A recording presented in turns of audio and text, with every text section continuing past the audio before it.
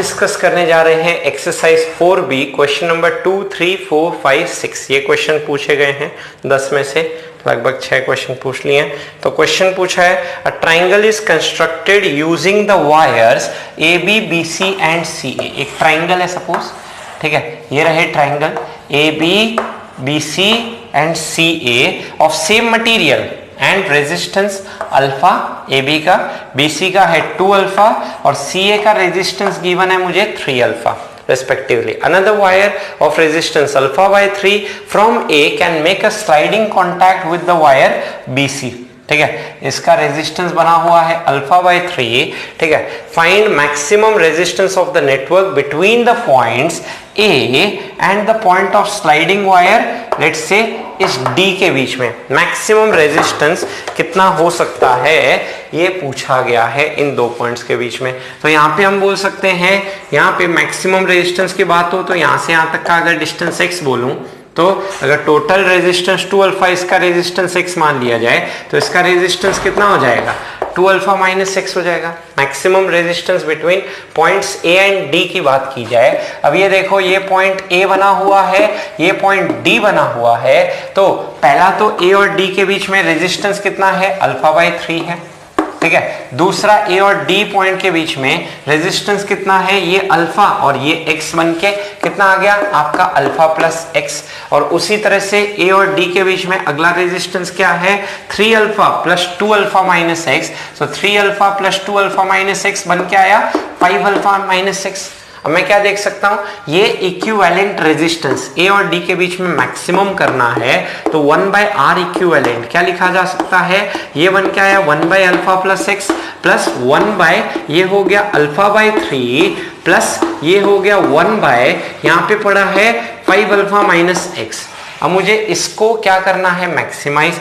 यहाँ पे मैं क्या कर सकता हूं, ये हो गया 1 by alpha plus x plus this is 3 bye alpha plus this is 1 upon 5 alpha minus x.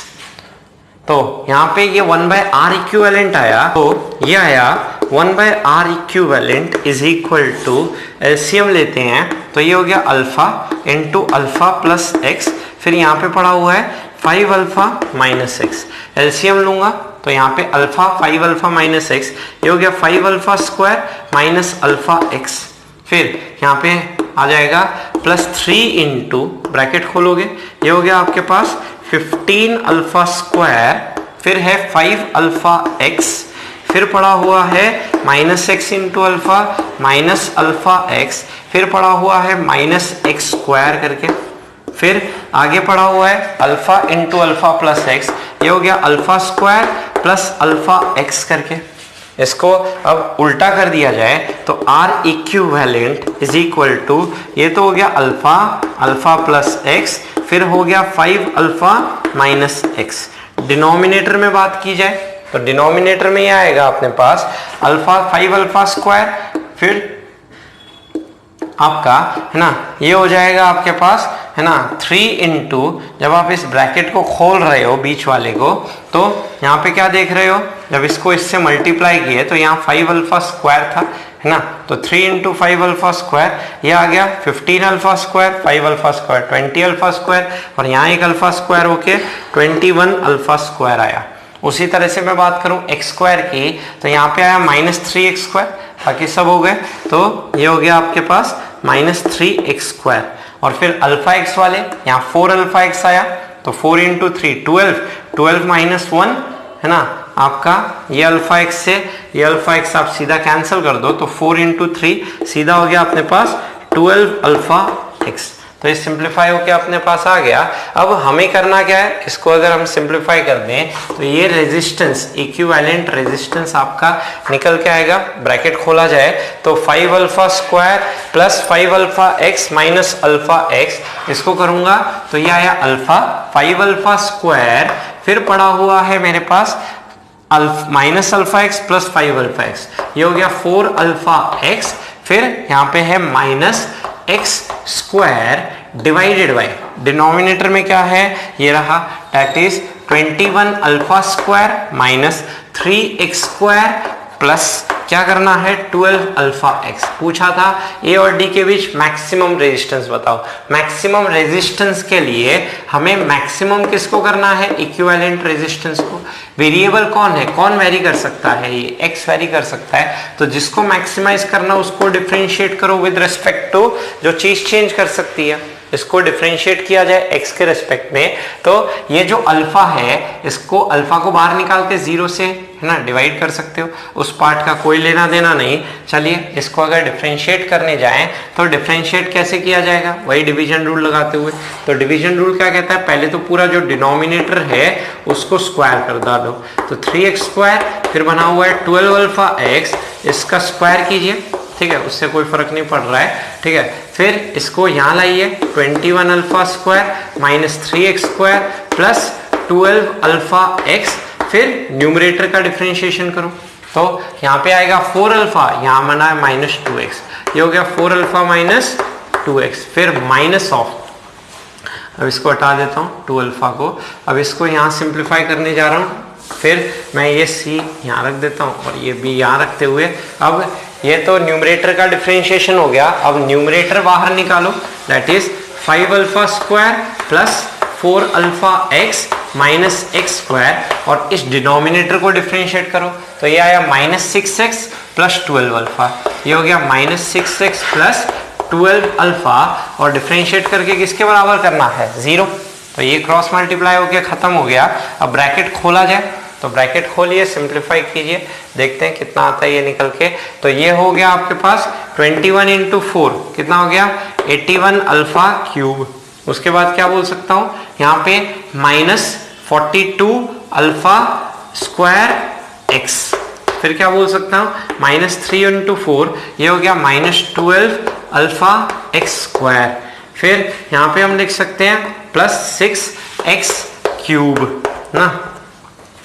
उसी तरह से 12 अल्फा एक्स से बात की जाए, इसको मल्टीप्लाई करोगे तो ये चीज आपका आएगा निकल के इज इक्वल टू, ये हो गया 48 अल्फा एक्स, फिर माइनस क्या हो गया 24 अल्फा एक्स स्क्वायर। अब इस ब्रैकेट को खोलूं तो ये आया मेरे पास, ये 6x हो गया। अब 6x इन सभी से मल्टीप्लाई होगा तो ये हो गया आपका 30 अल्फा स्क्वायर एक्स, फिर आपका 24 अल्फा एक्स स्क्वायर ना, ये हुआ प्लस 24 अल्फा क्या हुआ एक्स स्क्वायर, फिर हम क्या लिख सकते हैं प्लस 6x क्यूब।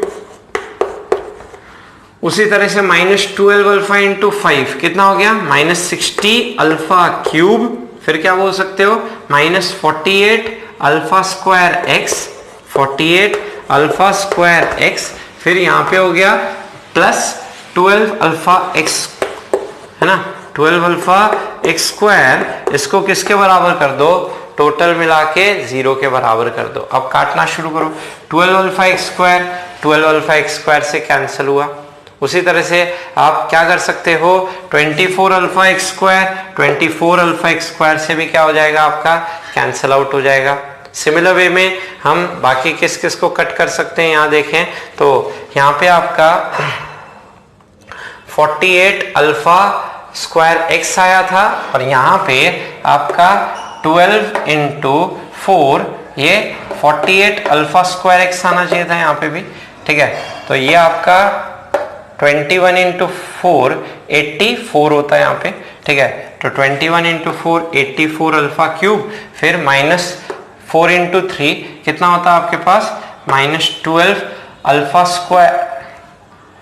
ओके, एक बार वापस से चेक कर लेते हैं। तो 21 इंटू 4 ये हो गया, है ना, 84, फिर 21 इंटू 2 ये हो गया 42 अल्फा स्क्वायर एक्स। उसी तरह से 3 इंटू 4 12 अल्फा एक्स स्क्वायर, फिर प्लस 6x क्यूब, फिर 12 इंटू 4 ये बन के आया मेरे पास 48 अल्फा स्क्वायर एक्स, फिर माइनस 24 अल्फा एक्स स्क्वायर। तो 48 alpha square x 48 alpha square x, ये दोनों एक दूसरे को क्या कर जाएंगे, कैंसिल आउट कर जाएंगे। अब बस बचा क्या है, एक एक्स क्यूब वाला फैक्टर बचा है, अल्फा स्क्वायर एक्स वाला फैक्टर बचा है, ये रहे। अब इनको सिंप्लीफाई करते हैं, तो पहले यहाँ तक स्क्रीनशॉट कैलकुलेशन में देखेंगे। 6x क्यूब से 6x क्यूब कैंसिल हो जाता है, तो 84 alpha cube minus 60 alpha cube या 24 अल्फा क्यूब, और फिर बचा हुआ है माइनस 42 प्लस 13, है ना, ये हुआ माइनस 12 अल्फा स्क्वायर एक्स।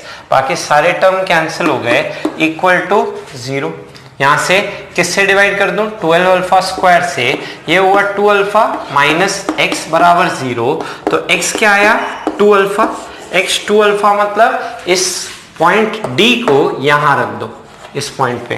तो x की वैल्यू 2 अल्फा यहां रख देते हैं, तो x की वैल्यू 2 अल्फा रख दिया जाए, तो ये आया alpha into 5 alpha square. x की वैल्यू 2 अल्फा रख देता हूं, ये हुआ 8 अल्फा स्क्वायर माइनस 2 अल्फा का square 4 alpha square divided by denominator में आया 21 अल्फा स्क्वायर।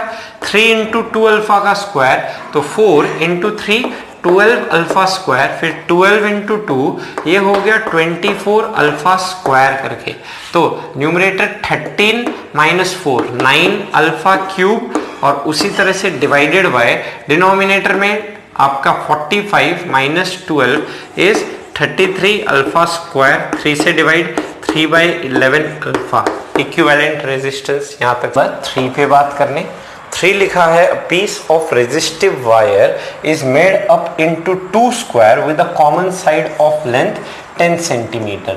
ठीक है, तो ये रहा। तो कुछ इस तरह से, let's say a piece of resistive wire is made up into 2 square, 2 square है with length of 10 centimeter। ये भी 10 सेंटीमीटर का है और ये भी 10 सेंटीमीटर का है, तो ये हो गया 10 सेंटीमीटर का।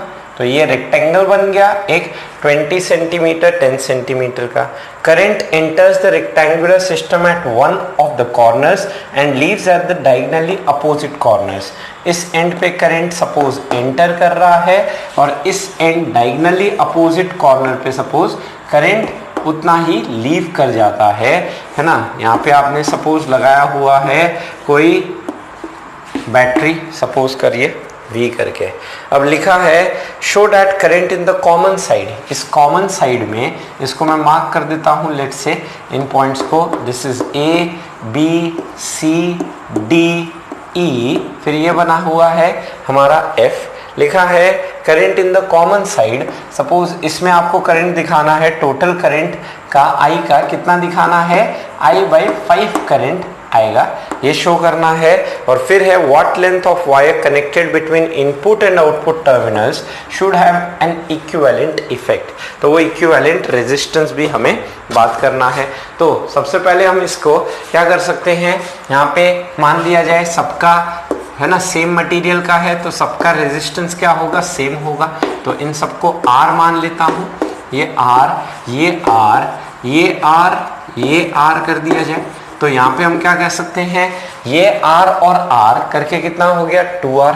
तो यहाँ पे ये बन गया आपका ऊपर की तरफ बना हुआ है 2R, और उसी तरह से नीचे की तरफ लिख सकता हूँ, यहाँ से यहाँ तक बना हुआ है R। ये एंड है B और ये एंड है हमारे पास यहाँ पे एक रेजिस्टेंस पड़ा हुआ है R करके, ये एंड है आपका E करके आपने नाम दे दिया। और उसी तरह से B से इस पॉइंट तक आपका लेट से रेजिस्टेंस R पड़ा हुआ है, और यहाँ पे R और R करके ये चीज़ मेरा निकल के आ गया इज इक्वल टू, नीचे हो गया 2R।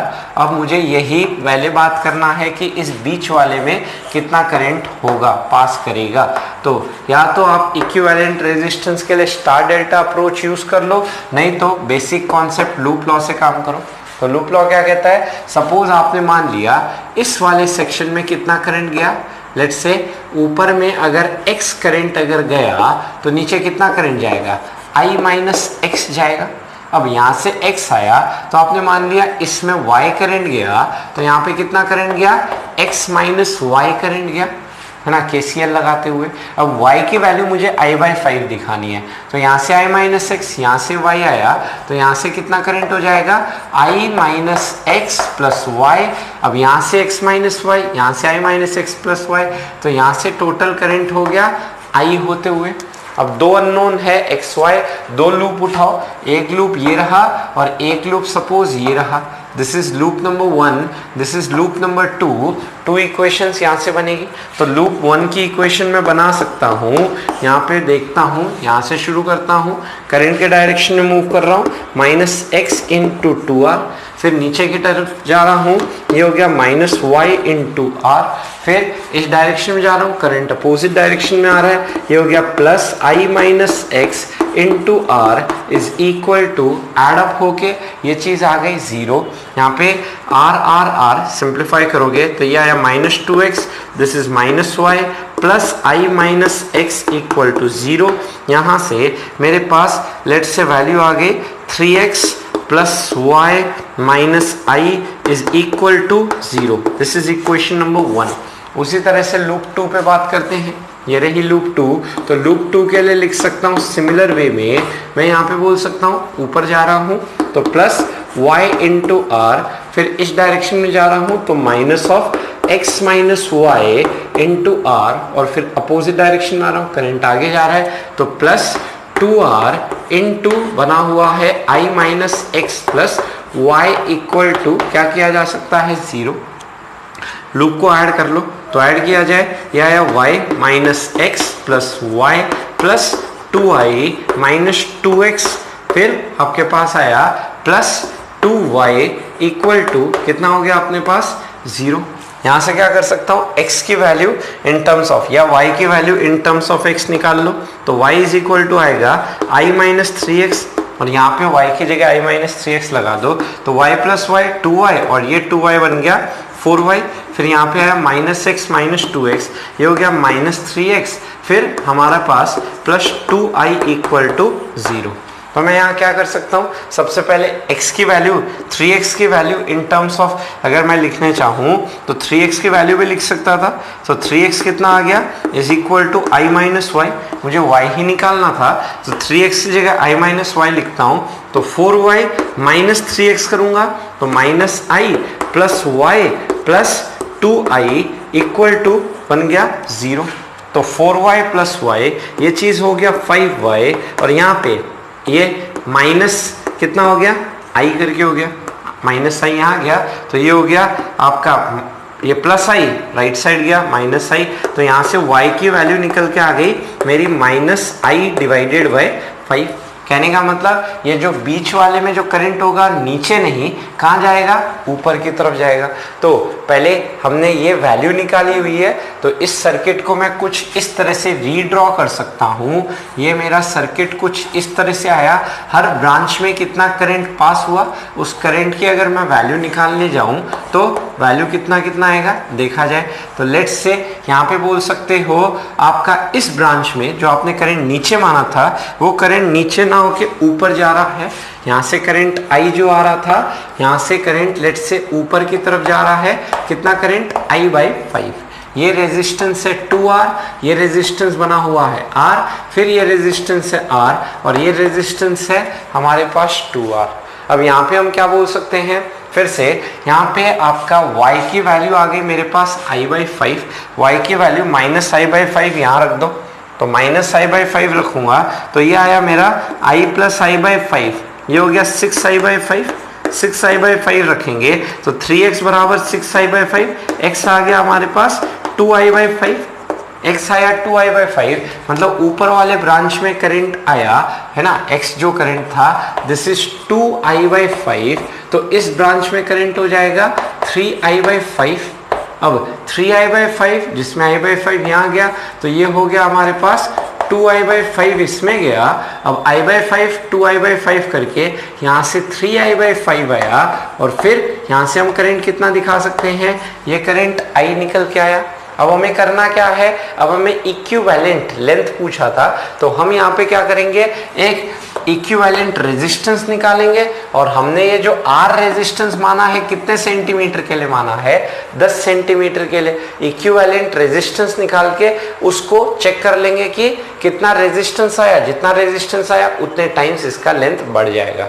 तो आगे बढ़ने से पहले क्या देख सकता हूँ, अब लूप लॉ लगाता हूँ बाहर बाहर घूमते हुए ना, तो यहाँ से यहाँ प्लस v बड़े वाले लूप में, फिर इस डायरेक्शन में जाता हूं, ये बना -3i/5 इंटू बन के आया r। फिर इस डायरेक्शन में जा रहे हैं, यहाँ पे करंट 2i/5 है तो -2i/5 इंटू यहाँ पे आया r और फिर वापस यहीं आ गए इक्वल टू ये बनने चला गया 0। तो ये 3 + 2 ये 5 हो गया। तो यहाँ से आप क्या लिख सकते हो, यहाँ पे 2r होगा, 2i/5 इंटू ये पड़ा हुआ है 2r, तो ये 4 + 3 ये हो गया 7ir डिवाइडेड बाय 5 निकल के आया। यहाँ से v/i की वैल्यू मेरे पास निकल के आई 7r/5 करके। तो मैं यहाँ बोल सकता हूँ इनपुट और आउटपुट के बीच में आपको है ना, लेट्स से यहाँ पे जो इक्विवेलेंट जो वायर रखना होगा इन दो पॉइंट्स के बीच में, उस वायर की लेंथ कितनी होनी चाहिए पूछा है। तो R जो रेजिस्टेंस था उसका लेंथ अगर 10 सेंटीमीटर लिया है तो यहाँ पे कितना हो जाएगा, अगर 7/5 हो गया तो ये लेंथ कितना हो जाएगा 7/5 ऑफ 10 सेंटीमीटर। मतलब हम बोल सकते हैं कितना हो गया, हाउ मेनी टाइम्स पूछा था, हाउ मेनी टाइम्स कितना होगा, तो हम आंसर क्या बोल देंगे 7/5 टाइम्स हो जाएगा। दैट इज हम यहाँ पे लिख सकते हैं आपका ये चीज हो गया is equal to 14 centimetre wire आपको लेंथ रखना होगा। तो ये इनपुट और आउटपुट के बीच इतना लेंथ रखोगे तो उससे आप लेट्स से इतना करंट ड्रॉ कर सकते हो बैटरी से। तो ये रहा क्वेश्चन नंबर 4 पे बात करने। तो ये एक हेमिस्फीयर नेटवर्क दिया हुआ है, ये पॉइंट्स आपको मार्कआउट किए हुए हैं। अब यहाँ बोला है है ना, इसका जो हेमिस्फीयर का जो रेडियस है वो बोला गया है a करके है, is made using a conducting wire of resistance per unit length R। 1 metre में R रेजिस्टेंस है तो पूछा गया equivalent resistance across O and P। तो इस O और इस पॉइंट P के अक्रॉस इक्विवेलेंट रेजिस्टेंस कितना होगा। तो सबसे पहले मैं बात करूं O से सिमेट्रिकली बोल सकता हूं A B C D सबका रेजिस्टेंस क्या होगा, सेम होगा। मतलब सभी जो पॉइंट्स है A बोलो B बोलो C बोलो D बोलो सभी पॉइंट्स सेम पोटेंशियल पे होंगे, सिमेट्री से बोल सकते हैं। तो यहाँ से यहाँ तक का डिस्टेंस है A रेडियस, तो इन सबका जो रेजिस्टेंस होगा चारों का रेजिस्टेंस क्या होगा, सेम होगा। और कितना होगा, लेट्स से 1 मीटर में R रेजिस्टेंस है तो A मीटर में कितना होगा, AR होगा। उसी तरह से A से लेके P तक का जो डिस्टेंस होगा वो 1/4 ऑफ सर्कमफ्रेंस होगा 2πr/4 का, है ना। कितना हो जाएगा लेंथ, 2πr/4 करूंगा तो πr/2 आया। अब इस πr/2 का हम πa रेडियस A है, ये इतना लेंथ आया A से P का डिस्टेंस, ये A से P का डिस्टेंस, अब उसको R से मल्टीप्लाई कर दो। अब ये जो है यही रेजिस्टेंस B से P का होगा, यही रेजिस्टेंस आपका C से P का होगा, यही रेजिस्टेंस आपका D से P का होगा। तो ये सभी रेजिस्टेंस बराबर है, तो इन पॉइंट्स के बीच में आपका इक्विवेलेंट रेजिस्टेंस हो गया 1/4 टाइम्स AR। और यहाँ पे हो गया आपका सिमिलर वे में 1/4 टाइम्स क्या लिख दिया जाए, πAR बाय क्या बन गया 2। अब ये पॉइंट P और O के बीच इक्विवेलेंट रेजिस्टेंस कितना होगा, इन दोनों को ऐड कर दो। तो यहाँ से हम क्या बोल सकते हैं, इक्विवेलेंट रेजिस्टेंस आया AR/4 plus this is πAR divided by बन के आ गया 8। अब AR/8 कॉमन निकाल लो, यहाँ पे बचा 2, यहाँ पे बचा पाई, योर इक्विवेलेंट रेजिस्टेंस का आंसर। तो ये है क्वेश्चन नंबर 4 का सॉल्यूशन। आपको बस करना क्या था, इक्विवेलेंट रेजिस्टेंस के लिए आपको सिंप्लीफाई करना था और सिंप्लीफाई करके आपको देखना था कैसे अरेंजमेंट किया हुआ, और सिमेट्री से बोल सकते थे ABCD सभी पॉइंट सेम पोटेंशियल पे होंगे। तो ये क्वेश्चन नंबर 4। क्वेश्चन 5 बोला है लेट्स से एक रेजिस्टर R है, उस रेजिस्टर R से Q चार्ज फ्लो किया इन टाइम T, और ये बोला गया है इसका करंट वर्सेस टाइम का जो ग्राफ होगा वो जैसा साइन का ग्राफ होता है 0 से पाई के बीच में, वैसे ही ग्राफ 0 से T के बीच होगा। तो सबसे पहले मैं बात करूं इस ग्राफ का एरिया अंडर द कर्व मुझे क्या देगा, टोटल लेट्स से आपको चार्ज फ्लो देगा 0 से T टाइम तक के लिए। तो जैसे हम लिखते हैं I बराबर आप लिखते हो dq डिवाइडेड बाई dt। अब यहाँ से क्या बोल सकते हैं, यहाँ पे जो I0 है ये मुझे क्वेश्चन में नहीं गिवन, तो ये मैं खुद मान लेता हूं, यहां से dq की वैल्यू निकल के आई मेरे पास I इंटू डी टी। तो यहाँ पे हमारा 0 से t टाइम में जो टोटल चार्ज फ्लो किया वो हमें कैपिटल Q करके दिया है, हमें हीट जनरेटेड निकालना है। ग्राफ में देख के मैं लिख सकता हूँ I बराबर, इक्वेशन आ गई I not sine omega T, और ओमेगा कितना होगा, ओमेगा होगा 2 पाई बाय टी करके इंटू टी, और 5 phase constant 0, t equal to 0 पे 0 दिखाई दे रहा है। तो dq का इंटीग्रेशन बना q विद लिमिट्स 0 से capital Q is equal to, यहाँ पे पड़ा हुआ है 0 से t, और I की वैल्यू हमारे पास रही I नॉट, यहाँ पे बन के आया sine of this is 2 pi by T into small t, फिर लिख देता हूँ dt। अब इसे इंटीग्रेट किया जाए तो इंटीग्रेट करके ये चीज निकल के आएगा, ये हो गया upper limit minus lower limit करोगे q माइनस 0, और फिर यहाँ पे मैं लिख सकता हूँ आई नॉट आया बाहर, और अंदर बचा हुआ है साइन ऑफ जो अननोन है ना, क्वेश्चन में गिवन उन्हीं के फॉर्म में लिखेंगे। तो यहाँ ओमेगा दिया नहीं था तो उस फॉर्म में नहीं कर रहे हैं, ये हुआ 0 से लेके t तक। तो यहाँ पे हम कर क्या रहे हैं, इस आई नॉट की वैल्यू निकाल रहे हैं in terms of q।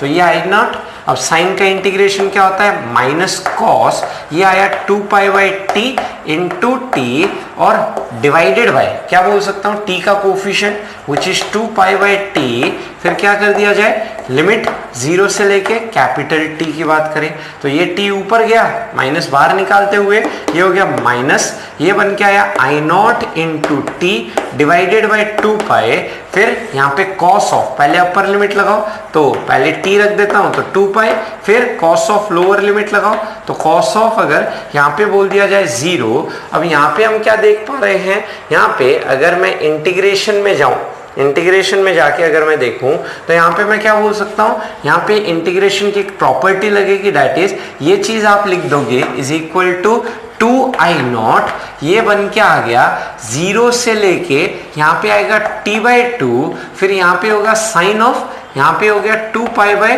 T into, बात वही है फिर टी डी टी, बस यहाँ पे हमने प्रॉपर्टी का यूज किया ताकि ये चीज आपका कितना हो जाए, ये आपका 0 से t बाई 2 हो जाए। तो प्रॉपर्टी का यूज करते हुए तो यहाँ पे हम लिमिट अब रखेंगे t बाई 2 करते हुए, और यहाँ पे फिर लोअर लिमिट 0 रखते हुए करोगे तो 2 से ये 2 कैंसिल हुआ, यहाँ पे q की वैल्यू है minus I naught into T divided by pi, और कॉस पाई हो गया, कॉस पाई माइनस 1, कॉस 0 1, तो यहाँ पे क्या हुआ, ये -2, यहाँ से q की value I 2i not into T divided by pi निकल के आया, यहाँ से मैं आई नॉट की वैल्यू लिख सकता हूँ is equal to q pi divided by, ये चीज आ गया मेरे पास q pi divided by 2 into T. इस वैल्यू को हम यूज करेंगे तो लेट्स से आई नॉट जो इस ग्राफ में आपको दिख रहा है, उस आई नॉट की वैल्यू हो गई मेरे पास q pi divided by, denominator में निकल के आया 2t, जो वेरिएबल q दिया था t दिया था है ना, लेट्स से 2 इसके फॉर्म में आई नॉट लिख दिए। अब हम करना क्या चाहते हैं, हम लेट्स से कितना हीट डिसिपेट हुआ इस रेजिस्टर के across in the time interval 0 से लेके t तक हम बात करना चाहते हैं। तो आगे बढ़ने से पहले यहाँ तक screen, total heat generated in the resistor पूछा है, तो according to Joule's law of heating dt time में कितना हीट जनरेट हुआ होगा, ये रहा I square R D T. तो लिमिट हमें टाइम की 0 से t तक चाहिए, और टोटल हीट हो गया आपका 0 से लेके h तक के लिए, तो ये तो h आ गया इज इक्वल टू, अब आई स्क्वायर ये रहा, ये हमारे पास बना हुआ है आई नॉट स्क्वायर, फिर यहाँ पे है sine square into 2 pi by T, फिर into T into R into D T with limits 0 से लेके t तक। अब आई नॉट स्क्वायर आर को आप बाहर निकाल लो और आई नॉट स्क्वायर यहाँ से किया जाए तो यहाँ पे आ गया हमारे पास आई नॉट का स्क्वायर करूंगा, ये हुआ Q square pi square divided by 4 into T square, फिर यहाँ पे आर बाहर आया और 0 से लेके ये बन गया t, यहाँ पे हो गया साइन स्क्वायर थीटा। अब साइन स्क्वायर थीटा का मैथ्स इंटीग्रेशन करने जा रहे हैं तो यहाँ पे हम क्या बोल सकते हैं, इसको मैं अलग से करके दिखा देता हूँ, फिर यहाँ वैल्यू रख देते हैं। तो साइन स्क्वायर लेट्स से आप यहाँ पे 2 pi by T into T D T का इंटीग्रेशन किया जाए विद इन लिमिट्स कहाँ से कहाँ तक, 0 से लेके t तक में। तो इसका इंटीग्रेशन कैसे करेंगे, ये हो जाएगा हमारा 1 माइनस क्या लिख सकते हैं cos 2 थीटा, तो 2 थीटा मतलब 4 pi by t into T divided by, मतलब 2 से मल्टीप्लाई किया होगा, 2 से डिवाइड किया होगा, 1/2 बार आया। दिस इज 0 से लेके t और फिर यहाँ पड़ा हुआ है dt, ये हो गया 1/2। अब 1 का इंटीग्रेशन क्या हो गया t, और यहाँ पे हम क्या लिख सकते हैं, ये चीज हमारा बन के आया माइनस, यहाँ पे आपका कॉस का इंटीग्रेशन हो गया sine 4 pi by t into यहाँ पड़ा हुआ है t, और उसके बाद हम क्या कर सकते हैं, उसके बाद t का जो कोफिशिएंट है दैट इज 4 पाई, उससे नीचे डिवाइड कर दो, 4 पाई बाई t से डिवाइड कर दिया जाए। अब यहाँ पे लिमिट अगर रखोगे 0 से t तो ये दोनों में तो ये 0 हो जाएगा, और इसका अगर बात करूँ 0 से t, ये निकल के आया हमारे पास t/2। तो ये पूरी जो चीज है, ये पूरा जो चीज वैल्यू हमारे पास निकल के आया इज इक्वल टू, इसका वैल्यू आ गया t/2। तो यहां से एक t से t कैंसिल किया जाए, या आया q² pi square r divided by 2 into 4 is 8, और डिनोमिनेटर में पड़ा हुआ है t, तो q² pi square r divided by 8t which is your final answer. Integrate करके यहाँ लिमिट रखनी थी। नंबर 6 कुछ ऐसा सेटअप है, एक्स एक्सिस के अलोंग एक रॉड रखा हुआ है, length L, cross sectional area A, और जिसकी रेजिस्टिविटी पोजीशन के साथ कुछ इस तरह से चेंज कर रही है, और ये गिवन है कि ओरिजिन पे जो एंड है उसका पोटेंशियल V0 है और एंड पे पोटेंशियल आपका 0 है, ठीक है, x इक्वल टू L पे। Find total resistance of the rod and current in the wire. तो टोटल रेजिस्टेंस के लिए हम क्या बोलेंगे, एक x डिस्टेंस पे एक छोटा सा एलिमेंटल पार्ट लेंगे, तो उस छोटे से एलिमेंटल पार्ट का रेजिस्टेंस dr आप क्या लिख दोगे, रो इनटू इस छोटे से क्या लेंथ का लेट से वैल्यू हमने बोल दिया dx, तो rho into dx divided by area of cross section, तो a ही रहेगा। अब ऐसे सभी छोटे छोटे रेजिस्टेंस ऐड किए जाएंगे, मतलब सीरीज में है तो ऐड कर दो। तो पहले तो इक्विवेलेंट रेजिस्टेंस जो लिखेंगे, अब रो जो है वो तो आपका पोजीशन के साथ कुछ इस हिसाब से चेंज कर रहा है, e का power minus x by L into this is dx divided by area a, फिर इंटीग्रेट करोगे जहाँ पे dx में x की लिमिट जाएगी 0 से लेके कैपिटल L तक, रो नॉट a बाहर आ जाएगा, कांस्टेंट है, तो रो नॉट बाई a कांस्टेंट होने के कारण बाहर आया, दिस इज 0 से L, दिस इज e का power minus x by L into this is dx। अब क्या करने वाला हूं, e का पावर t का इंटीग्रेशन बात करें तो चेन रूल लगाते हुए this is rho not by a, फिर यहाँ पे बोल सकते हैं e का पावर, इसका इंटीग्रेशन हो गया minus x by L divided by x का कोफिशिएंट -1 बाई एल कर दो विद लिमिट्स 0 से लेके बन गया l। अब यहाँ पे L ऊपर आया तो ये हो गया R equal to minus rho not L divided by A। पहले अपर लिमिट लगाओ तो ये हुआ e का पावर -1, फिर लोअर लिमिट लगाओ e का पावर 0, e का पावर 0 इज 1, तो माइनस अंदर भेज दिया जाए, ये हो गया 1 माइनस e का power -1 is 1 by e, this is rho not into L divided by a, ये आया मेरे पास रेजिस्टेंस। तो इसको हम सिंप्लीफाई करके क्या कर सकते हैं, आपका रेजिस्टेंस जो हो गया इसका फाइनल आंसर ये रहा।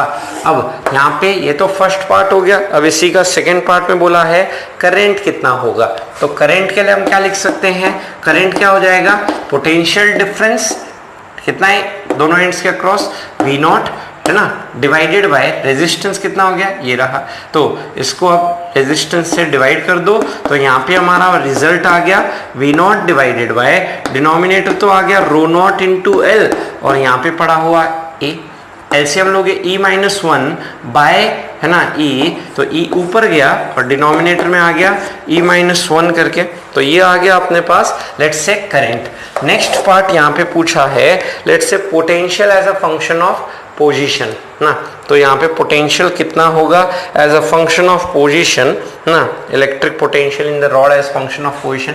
तो फिर से यहाँ से यहाँ तक लेट्स से अगर हम बात करें तो x डिस्टेंस पे जब आप जाओगे तो पोटेंशियल के लिए पूछा है आपको कि लेट्स से किसी x डिस्टेंस पे पोटेंशियल है ना as a function of position लिखना है, तो लेट्स से इस पॉइंट पे पोटेंशियल V मान लिया। आप करंट अगर इस डायरेक्शन में मान रहे हैं तो करंट हाई पोटेंशियल से लो पोटेंशियल फ्लो करता है, मतलब ये जो V पोटेंशियल होगा ये लो होगा और V नॉट क्या होगा, हाई होगा। तो सबसे पहले x डिस्टेंस तक का रेजिस्टेंस निकाल लिया जाए। अब x डिस्टेंस तक का रेजिस्टेंस कैसे आएगा, यहाँ पे जो हम लिमिट 0 से लेके L तक लिखे थे वो 0 से लेके कहाँ तक जाएगी, बस x तक। तो यहाँ तक तो सेम है, इसके बाद बस लिमिट x तक करके तो वो x डिस्टेंस तक का रेजिस्टेंस होने चला गया।